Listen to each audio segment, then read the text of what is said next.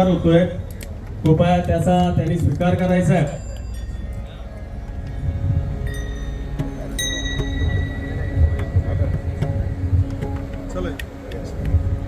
क्षमा मागून या ठिकाणी बोलतो. स्वर्गीय नामदेव नाना भालेराव यांच्या 5.5 महिन्याचा कार्यक्रम आज या ठिकाणी संपन्न होत आहे.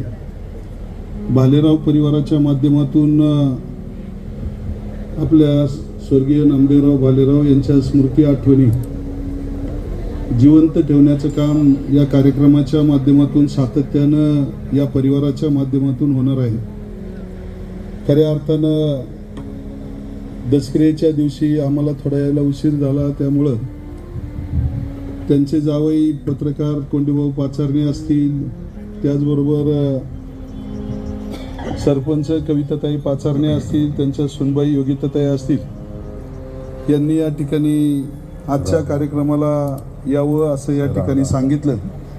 आणि त्या माध्यमातून आज आल्याच्या नंतर स्वर्गीय नामदेवराव भालेराव यांनी उभ्या आयुष्यामध्ये आपल्या शेती उद्योग व्यवसायाच्या माध्यमातून, लँड डेव्हलपमेंटच्या माध्यमातून, पोकलँड असेल, JCB असेल, आपलं काम करण्याचा प्रयत्न केला. आपले भाऊ बबन नाना भालेराव असतील, त्याचबरोबर तंटामुक्तीचे अध्यक्ष त्यांचे चिरंजीव महेश नामदेव भालेराव असतील, सुनबाई वैशाली महेश भालेराव असतील आणि सर्वच त्यांची नातवंड, त्यामध्ये त्यांची नात एक आदर्श निवेदिका म्हणून खऱ्या अर्थानं खेड तालुक्यामध्ये, पुणे जिल्ह्यामध्ये आमच्या पाचारणे परिवारामध्ये योगिताताई काम करत आहेत.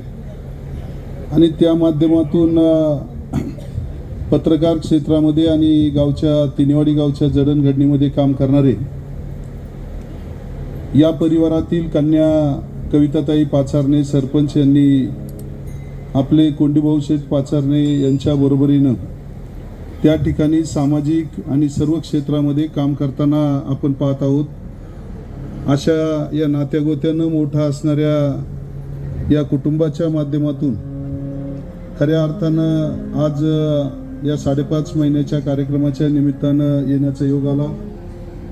महाराष्ट्र राज्यामध्ये नव्हे तर संपूर्ण भारत देशामध्ये वारकरी संप्रदायाची पताका पुढे नेण्याचं काम हरिभक्तीपरायण समाधान महाराज शर्मा यांच्या माध्यमातून होत असतं. आणि आज आपल्याला त्यांच्या कीर्तनातून एक चांगला संदेश आपल्या भविष्यकाळातील जीवनासाठी उपयोगी येणार आहे. त्यामुळं आम्हाला जरी कीर्तनाचा लाभ मिळाला नाही तरी महाराजांचे आशीर्वाद खऱ्या अर्थाने तुमच्याबरोबर आमच्यावर सुद्धा राहतील.